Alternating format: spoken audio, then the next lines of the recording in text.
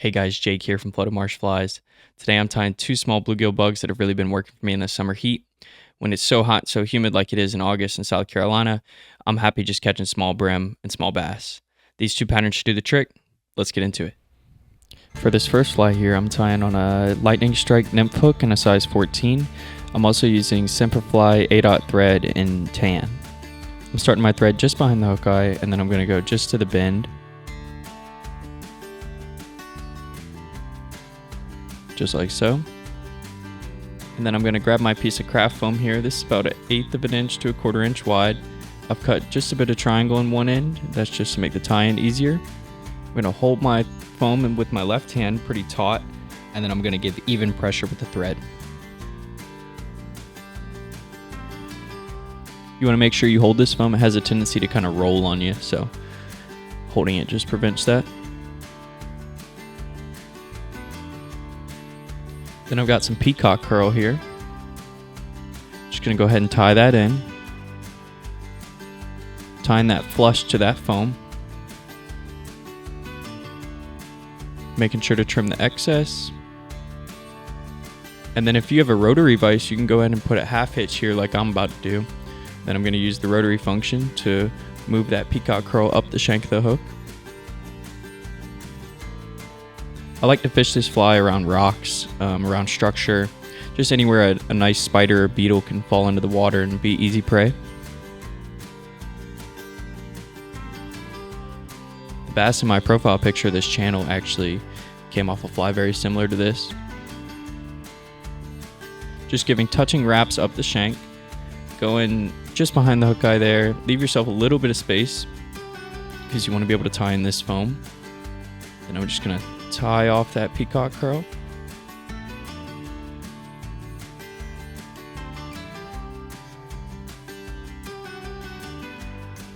It's so fragile you can just break it off too. You don't even need to cut it. Then I'm going to fold that foam over and I'm just going to give it a couple even wraps, pretty tight pressure, making sure it's sitting on top of my shank properly. That's why I'm moving it there. It wasn't sitting properly.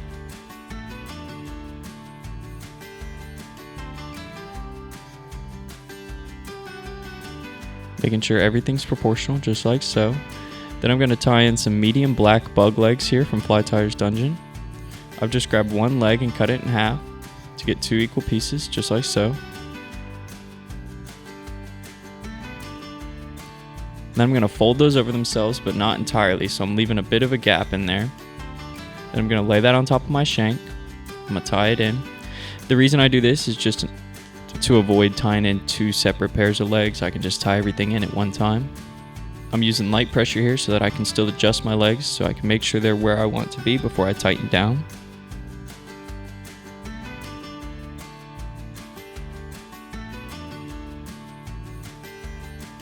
You can see I have two loops on the front there. We're just going to cut those loops right in half. That's going to help make individual legs.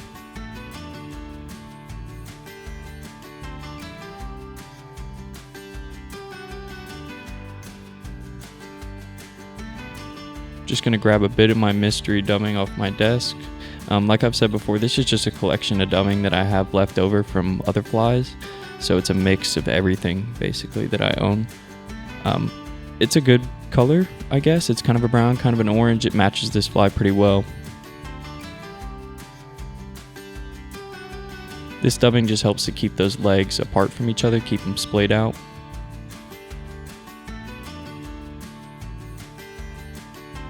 It would actually be smarter to hold off on the dubbing at this point because we're going to fold this foam over again and give this a wrap.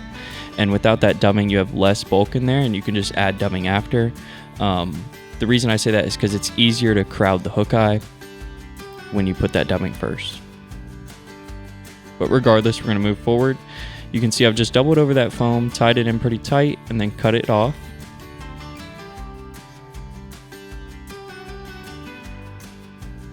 This fly is virtually unsinkable with that doubled over foam. Floats really high, has decent action with the legs. It looks pretty natural. If you can get it to flop hard, almost like a beetle falling out of a tree, that's ideal.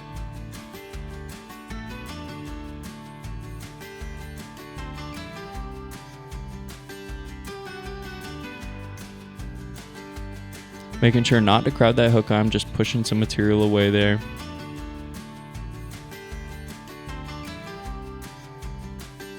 Next step is going to be come in here and trim up these legs.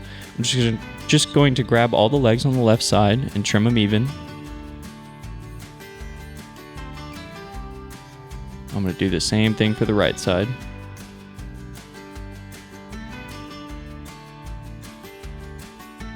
And we're done. You can go ahead and whip finish.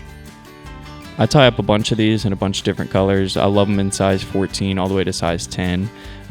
Great for bass, great for brim. Great all-around pattern for all times of the year too. If there's beetles around, if there's spiders around, you're set.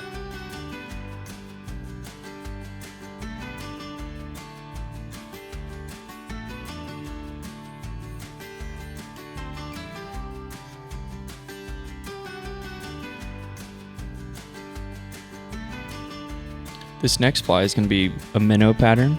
It's just real sparse. I'm tying on a size 12 from XFishman fishing hooks. These are just cheap Amazon hooks because I'm in college and you got to save money somewhere. Just going to start my thread right behind the hook eye. Again, going back to the bend here. Using the same thread.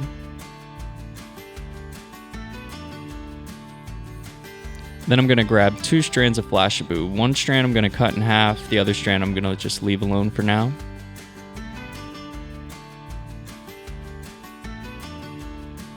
Taking that one strand, cutting it in half, and then I'm going to double it over my thread.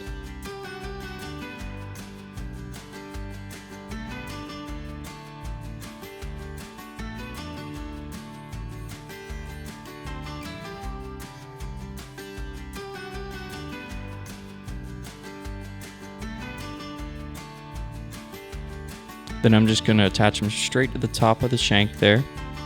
Tight wraps. Just making sure it's secure. Don't add too much bulk back there. Then I'm going to cut these about maybe a 1/4 inch behind the hook there. Just to give us 4 even little flash pieces. This next piece here I'm going to tie in one side. I'm going to go all the way to the back, right where I tied in that last flash.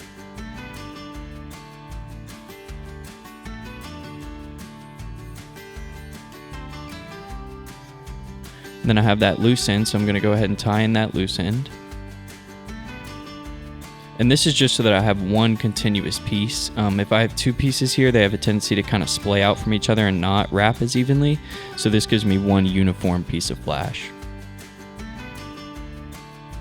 But make sure you tie it even in with each other. You can see I kind of left a gap there, so I'm just going to go ahead and fill in that gap.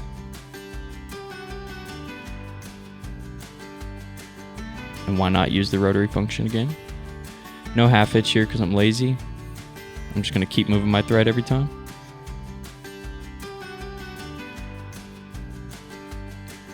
I'm going just past the middle of the shank with this hook. You want to go a little bit long because you're going to have to tie it in, right? So that thread is going to take up some of that flash, leave less of that flash exposed. So go a little bit longer than you think.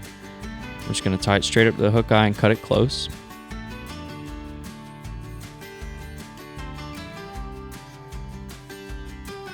The next material here is just some Mallard Flank and natural. I've just taken a feather with nice long fibers. I took off the underfur. And then I'm just going to grab a couple select fibers from one side and go ahead and pull them off. Make sure they're pretty even. You don't want too much, but you also don't want too little. You can always go sparser with this fly. If your fish are real spooky, you can go real sparse. Just going to tie that in tight. Right up to that flash. You want to go about a ½ inch past the hook here on this. And these are about the size of the minnows that the brim and bass eat around me. That's why I tied it in this size. You can always size up, of course. Last material here is just going to be some more Peacock Herl. I'm going to tie this tight to that Mallard Flank. And normally I would half hitch here, but I had a feeling I was going to break my Peacock Herl because it's pretty fragile. So I'm glad I didn't. I actually do end up breaking it here in a second.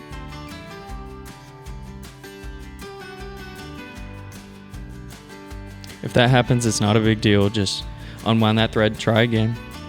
Peacock Herl is pretty fragile. It happens regularly, so not a big deal.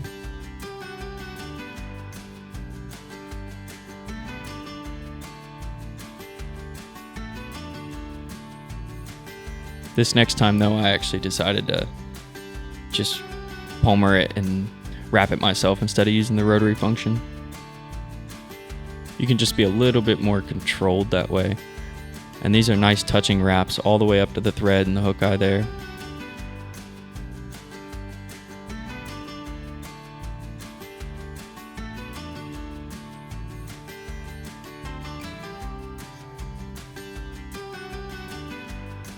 Tying it tight. And like I've said before, it's real fragile, so you can just go ahead and break it off. Clean up that head a little bit, whip finish, and you're done. This is a great little minnow pattern for really anything that will eat a minnow. It's sparse, it throws really easy. It's a fun pattern. And you can tie up a dozen of them pretty quick, so.